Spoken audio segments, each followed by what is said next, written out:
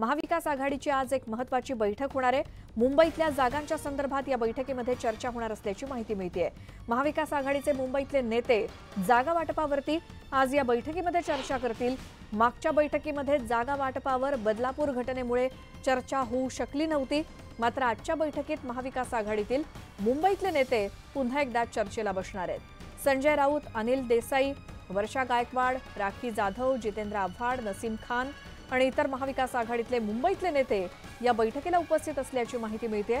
मुंबईतल्या बीकेसीतल्या ट्रायडंट हॉटेलमध्ये दुपारी 4च्या सुमारास ही बैठक होणार आहे। अधिक माहितीसाठी जाऊयात, आमचे प्रतिनिधी उदय जाधव आहेत आपल्या सोबत। उदय, महाविकास आघाडीच्या आजच्या बैठकीबद्दल काय माहिती?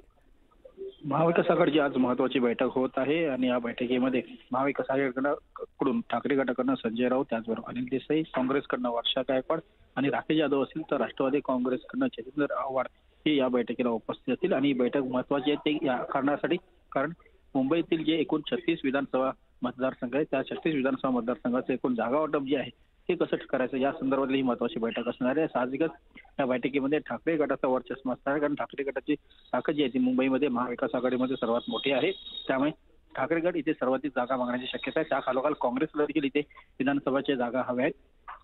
त्या दोघांमध्ये विशेषतः ठाकरे गट आणि काँग्रेस यांच्यामध्ये कशा प्रकारे जागा वाटप होते हे पाहावं लागणार आहे। राष्ट्रवादी काँग्रेसला देखील 2 किंवा 3 जागा हव्या असल्याची माहिती मिळते, त्यांना किती जागा दिल्या जातील हे देखील पाहावं लागणार आहे। मात्र मुंबईतल्या जागा वाटपासंदर्भातली ही महत्वाची बैठक आहे। या जागा वाटपामध्ये कशा प्रकारे जागा वाटप होतं आता हे पाहावं लागेल। बिलकुल उदय, धन्यवाद या सगळ्या माहितीसाठी। आणि दुपारी 4 वाजता होणाऱ्या बैठकीकडे आपलं लक्ष असेलच। आणखी एक मोठी बातमी आहे, नाशिकमध्ये महाराष्ट्र नवनिर्माण सेना ही आक्रमक झाली आहे। सिडकोतील घटनेचा मनसेकडून निषेध केला जातोय। खासगी क्लासेसला मनसेनं काळं फासलं। अंबड पोलीस ठाण्यामध्ये क्लास चालकांवरती विनयभंगाचा गुन्हा दाखल झाला। अल्पवयीन मुलीनं अंबड पोलीस ठाण्यामध्ये तक्रार दिली होती आणि जोरदार घोषणाबाजी करत आरोपीवरती कठोर कारवाईची मागणी सुद्धा मनसेनं केली आहे। नाशिकमध्ये महाराष्ट्र नवनिर्माण सेना आक्रमक झाली।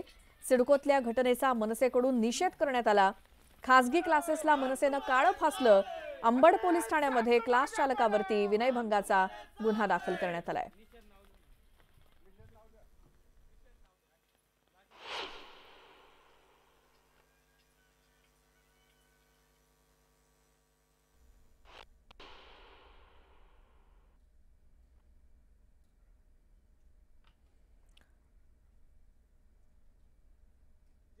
आपण जर बघितलं तर या क्लासची खरोखर मान्यता आहे का, यांना खरोखर तशी परवानगी दिली आहे का?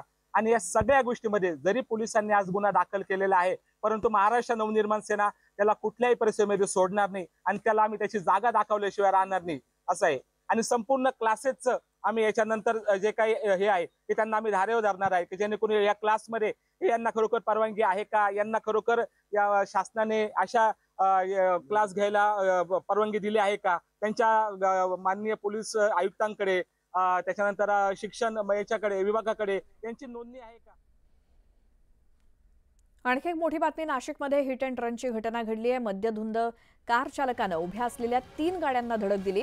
या अपघातामध्ये 2 चारचाकीसह एका दुचाकीचं मोठ्या प्रमाणात नुकसान झालंय। मद्यधुंद अवस्थेत गाडी चालवणारा आणि अपघात करणारा समाज कल्याणचा अधीक्षक निघालाय। भद्रकाली पोलीस ठाण्यामध्ये गुन्हा दाखल झालाय आणि समाज कल्याण विभागाचे अधीक्षक विजय चव्हाण याला पोलिसांनी अटक केली आहे।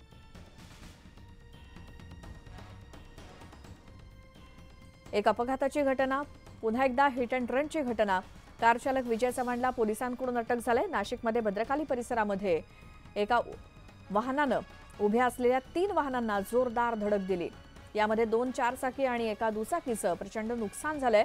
मद्यधुंद होता कार चालक आणि त्यानं 3 गाड्यांना धडक दिली। 2 कारसह एका दुचाकीचं मोठं नुकसान झालंय।